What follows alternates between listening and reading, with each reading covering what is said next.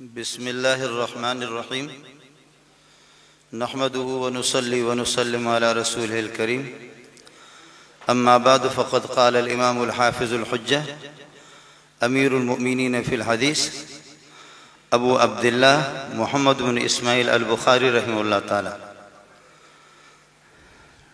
يروي عن النبي صلى الله عليه وسلم قال النبي صلى الله عليه وسلم من قال لأخيه يا كافر فقد باء به أحدهما وفي رواية أخرى فقد باء بها أحدهما اللهم صل على محمد وعلى آل محمد كما صليت على إبراهيم وعلى آل إبراهيم إنك حميد مجيد اللهم بارك على محمد وعلى آل محمد كما باركت على إبراهيم وعلى آل إبراهيم إنك حميد مجيد برادر مکرم مولانا علامہ اورنگزیب فاروقی صاحب اور اس مجلس کے اہتمام کرنے والے منتظمین میرے استاد محترم حضرت اقدس مولانا محمد عادل اور حضرات مشائخ اعظام مجھے آپ معاف رکھیں، بلوچ آدمی ہوں، مجھے اردو آتی بھی نہیں ہے اور یہ اپنی فصاحت و بلاغت کے چادر کے نیچے حقائق کو چھپانا بھی مجھے نہیں آتا، ہیرا پھیری کر کے یہ چیز مجھے قطعاً نہیں آتی، اس لیے ہم کشتیاں جلا چکے ہیں، اس کے بعد گھر سے باہر نکلتے ہیں۔ بخاری کی روایت ہے کہ آدمی اپنے سامنے بھائی کو کہہ دے یا کافر فقد باء بی احدہما، اگر وہ گندا کافر ہے، کیچڑ ہے تو فٹ بال جا کر کے وہیں لگے گا، واپس آئے گا نہیں، وہ کافر ہے، اور اگر وہ کفر کے مستحق نہیں ہے تو یہ کلمہ کہنے والے کے چہرے پر آئے گا، یہ خود کافر بنے گا۔ اب یہاں جتنے لوگ تشریف فرما ہے، چاہے وہ دیوبندی ہو، بریلوی ہو، جماعت اسلامی والے ہو، شین و یا اور عین و ہا، آپ لوگ سمجھ گئے؟ شین و یا، عین و ہا، شین سے شیطان، یا سے یہودی اور عین سے عیسائی، ہا سے ہندو مراد ہے۔ شیطان، یہودی، عیسائی، ہندو چاروں مل کر کے یہ شیعہ بن گئے۔ آپ بات سمجھ رہے ہیں؟ ہمارے بلوچی میں کہتے ہیں کہ شف شف شف شف نہ کرو، صاف صاف کہہ دو شفتالو۔ آڑو کو ہم لوگ بلوچ لوگ کہتے ہیں شفتالو۔ کچھ لوگ جو ہے نا بڑے بڑے حقائق کو وہ نیچے چھپانے کی کوشش کرتے ہیں۔ باتیں دو ہے بخاری کی حدیث کے روشنی میں، ہمارے اکابرین حضرت اقدس حکیم الامت اشرف علی تھانوی رحمۃ اللہ علیہ کتنے نرم انسان ہے، امداد الفتاوی کھول کر کے دیکھیں، انہوں نے ان کی تکفیر کی ہے۔ لیکن ایک بات آپ کو بتاؤں، ہم تکفیر نہیں کرتے، کسی کو کافر بناتے نہیں ہے، بتاتے ہیں۔ ہم کافر کسی کو بناتے نہیں ہیں، پاخانہ پہلے سے پاخانہ ہے، میں اس کو پاخانہ بتاتا ہوں، میں نے پاخانہ بنایا نہیں ہے، بتاتا ہوں پاخانہ۔ اشرف علی تھانوی نے تکفیر نہیں کی ہے، کافر بتایا ہے۔ اللہ محمد رضا خان رحمت اللہ علیہ جتنا سخت ہے ان کے بارے میں شاید دنیا میں کوئی بھی نہیں۔ حضرت اقدس علامہ احسان الہی ظہیر رحمت اللہ علیہ الشیعۃ وعقائدها وتاریخها، آج پورے عرب کے اندر اس کتاب کو پذیرائی حاصل۔ حضرت اقدس مولانا بنوری رحمت اللہ علیہ کہ معارف السنن میں آپ دیکھیں، آدمی ایسا لگتا ہے کہ یہ شعر جو ہے نا ابھی چپٹ پڑ رہا ہے۔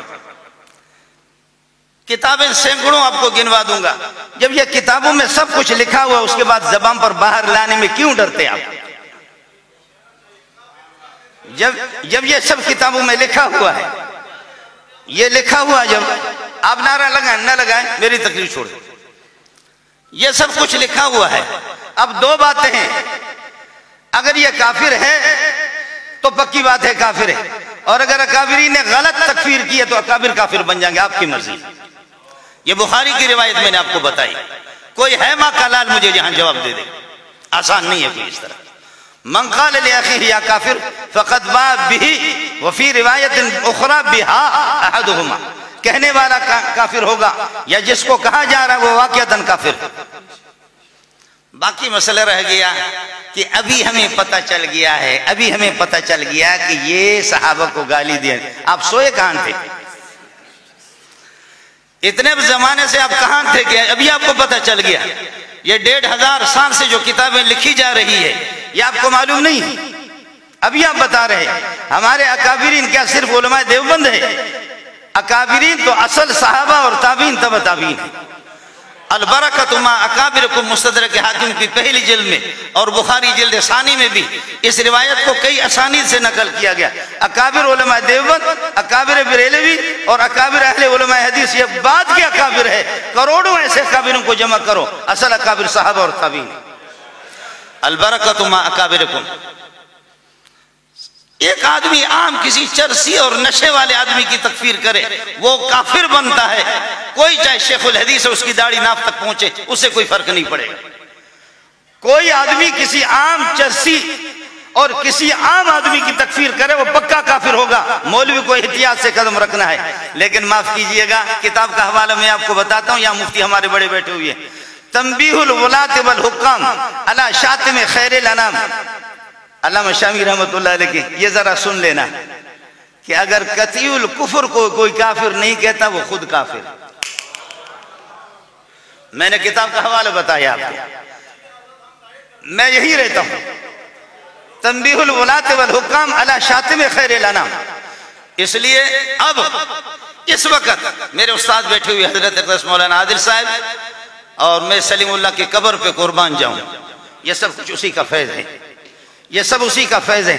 آج اگر میرے شیخ زندہ ہوتے خدا کی قسم شاید ہم اس طرح پریشان نہ ہوتے۔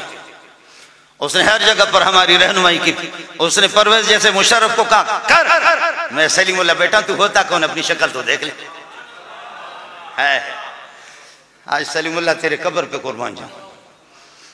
مولانا حبیب الرحمن صدیقی رحمت اللہ علیہ تبلیغی جماعت کے امیر کوئٹہ والے، جب حضرت اقدس کا انتقال ہو گیا میرے ساتھ چمٹ کر کے رونے لگے، ادھر سے چوم رہا ادھر سے چوم رہا مجھے نالائق کو، کہنے لگے کہ مولوی منظور خدا کی قسم چراغ لے کر کے کائنات میں گھوم رہا ہوں، سلیم اللہ نظر نہیں آ رہا۔ میں عرض کر رہا تھا علامہ شامی کی کتاب ہے تنبیہ الولاۃ والحکام علی شاتم خیر الانام۔ اگر ایک آدمی کہتے مجھے ابو جہل کے کفر میں شک ہے، عتبہ کے کفر میں شک ہے، شیبہ کے کفر میں شک ہے، ولید کے کفر میں شک ہے، قارون کے کفر میں شک ہے، وہ تیرے شک سے تیرے مسلمان کہنے سے مسلمان نہیں بنیں گے، لیکن تو پکا خود کافر بنے گا۔ اس لیے اس قاعدے کو دیکھ لے مفتی حضرات بیٹھے ہوئے کہ قطعی الکفر کے کفر میں شک کرنے والا یا قطعی الکفر کو مسلمان کہنے والا وہ خود چھٹی کرے گا۔ میرے پاخانہ اور لڈو پاخانہ کو اور گند کو میرے کہنے سے وہ لڈو نہیں بنے گا، میرے کہنے سے وہ جلیبی نہیں بنے گا، لیکن مجھے اپنا علاج کرنا چاہیے، نقصان میرا ہوگا۔ اس لیے یہ گند پہلے ہی سے ہے، کبھی اس کا ظہور زیادہ ہوتا ہے، کبھی کم ہوتا ہے، کبھی زیادہ ہوتا ہے، کبھی ظہور ہوتا ہے۔ لگتا یہ ہے کہ یہ پوری پلاننگ ہے، لگتا یہ ہے کہ ملک کو ختم کرنا ہے۔ میرے ایجنسی والے یہاں جو بیٹھے ہوئے ہیں ان سے میرے گزارش ہے، تمام ایجنسی مملکت اسلامی خدا پاکستان ہمیں محبوب ہے، ہم ملک کو بچانا چاہ رہے ہیں، اور اکابرین نے مسلمانوں نے بریلوی ہو جماعت اسلامی اور اہل حدیث یاد کیجئے گا شیعہ کا اس ملک میں کوئی کردار نہیں بنانے میں، کوئی نہیں۔ اور آج قسم کھا کے کہتا ہوں کہ اگر ایران حملہ آور ہو ہندو ہمارے ساتھ دے گا، اور یہودی نہیں عیسائی ہمارے ساتھ، یہودی نہیں عیسائی جو بھنگی ہے وہ ہمارے ساتھ دے دیں گے، ہندو ہمارے ساتھ دے دیں گے، سکھ ہمارے ساتھ دے دیں گے، اللہ کی قسم شیعہ تمہارے ساتھ نہیں دے گا، وہ ایران کے ساتھ دے گا، یہ پکی بات ہے، پکی بات ہے۔ اس لیے جو اہل اقتدار یہاں جو ادارے والے موجود ہیں ان سے گزارش ہے کہ ہمارے اکابرین جو کچھ کہیں گے، ہم نے بہت کچھ صبر کیا، اس وقت تک ہم صبر کریں گے، لیکن اللہ کے لیے لگتا ہے اس ملک کو خاندان جنگی کا مرکز بنانا چاہ رہے ہیں۔ یہ چاہ رہے ہیں کہ شام والے حالات، کیا سعودیہ کو نچانے میں ایران کا ہاتھ نہیں ہے؟ کیا حوثیوں میں ایران کا ہاتھ نہیں ہے؟ کیا دبئی کو نچانے میں ایران کا ہاتھ نہیں ہے؟ کیا اسرائیل کے اندر ایران کا ہاتھ نہیں ہے؟ کائنات میں کون سی فساد ہے، کون سی جھگڑا ہے، کون سی لڑائی ہے جس میں ایران کا ہاتھ نہیں ہے؟ ہمت ہے مجھے بتا دینا۔ اور آپ گئے بھی نہیں ایران، ایران میرا ملک ہے، آپ میں سے کسی کا بھی ملک نہیں ہے، آپ ایران گئے بھی نہیں ہے۔ ایران میں میرے میرے عزیز ہزاروں کی تعداد میں بلوچ برادری رہ رہے ہیں، میں ایران سے واقف ہوں، میں عالمی مقابلوں میں بھی گیا ہوں، ان جیسا بدبودار کائنات میں کوئی بھی نہیں ہے۔ آگے مسئلہ میرے استادوں کے حوالے، جو فیصلے دے دیں گے عادل صاحب پہ قربان جاؤ، منظور وہی کرے گا۔ علامہ اورنگزیب فاروقی اور حضرت اقدس سے انشاءاللہ مفتی منیب الرحمان سے بھی ملاقات ہوگی۔ میں نے عرض کیا کہ اہل حدیث، ان کو بھی میں سلام پیش کرتا ہوں۔ یہاں ہمارے ایک ساتھی نے کہا کہ SOPs اس میں اہل حدیث حضرات نے کچھ بھی نہیں کیا، کیا باتیں کرتے ہو؟ ابتسام الہی ظہیر نے جس طرح ان کو للکارا، آپ میں سے کسی نے نہیں للکارا، کیا بات کرتے ہو؟ اس طرح باتیں نہ کرو، کہنا تو آسان ہے۔ آج تک بھی تمہارے 6 فٹ کی نمازیں ہو رہی ہے۔ اخبار امت میں آپ نے پڑھا ہوگا، میرے جمعہ میں 6-7 ہزار کا مجموعہ تھا۔ اللہ کی قسم کبھی نے SOPs کیا ہے نہ کروں گا۔ آئے میرے پاس بھی جرنل آئے، میرے پاس بھی کرنل آئے، میرے پاس بھی میجر آئے۔ بات صاف سی ہے، جب مصیبت آ جاتی ہے لوگ بیماریوں میں مسجد کے طرف دوڑتے ہیں اور یہ کہتے ہیں کہ جی گھر میں 6 آدمی جمعہ نماز ادا کریں، گھر میں 6۔ میں نے کہا میرے تو 9 بیٹے ہیں، 6-7 بیٹی ہیں، 6 تو نہیں ہو، ان کو بھی 2 جگہ تقسیم کروں، ان کو بھی کیا کروں؟ کہنے لگے کہ حضرت آپ اعلان کریں۔ میں نے کہا ڈر لگتا ہے مجھے کہ میں کہوں جمعہ نہیں ہوگا، اللہ مجھے گنگا نہ بنا لے، میں نہیں کرے۔ کہنے لگا اپنے کسی استاد سے، میں نے کہا استاد رو رہے، تم رینجر والوں کو بھیجو وہ اعلان کرے۔ آخر وہ فوجی بھی بات سمجھ گئے، کئی لوگوں نے بات کی، کہنے لگا اللہ آپ کا حامی اور ناصر ہو، حضرت آپ کو بالکل اجازت ہے۔ پھر ایجنسی والا آگئے، انہوں نے کہا ہمیں اوپر سے حکم ہے، یہ 11,000 وولٹیج تار ہے، اس کو ہاتھ نہ لگاؤ، کرنٹ لگاتا ہے۔ اس لیے گزارش یہ ہے، جو میرے اساتذہ کا جو حکم ہوگا، مشورہ ہوگا، اور اداروں سے اپنے ہمارے ادارے ملک کے مفاد میں کام کر رہے، ان سے بھی میری گزارش ہے کہ ان گھوڑوں کو نہیں کہہ سکتا، یہ کہتا ہوں ان کتوں کو روکو، گھوڑوں کو لگام دینے کا نہیں کہوں گا، ان کتوں کو روکو۔ باقی ہم کوئی نامرد اور کھدڑے پیدا نہیں ہو گئے، ہم صحابہ کا دفاع کرنا بھی جانتے ہیں۔ کل مجھے ایک DSP نے فون کیا، کہنے لگا مولوی منظور مجھے سمجھ میں آ گیا، آپ کو معلوم ہوگا میں کئی سال سے اعلان کر رہا ہوں، میں ایران میں بھی گیا ہوں، لڑائی ہو گئی، اہل بیت کے وارث میں ہوں، علی کا وارث میں ہوں، فاطمہ کا وارث میں ہوں، حسن کا وارث میں ہوں، حسین کا وارث میں ہوں، تو مجھ سے قرآن سن لے، اور ان میں سے 2 صفحہ سنے الحمدللہ رب العالمین، خدا کی قسم الحمد بھی نہیں آتا۔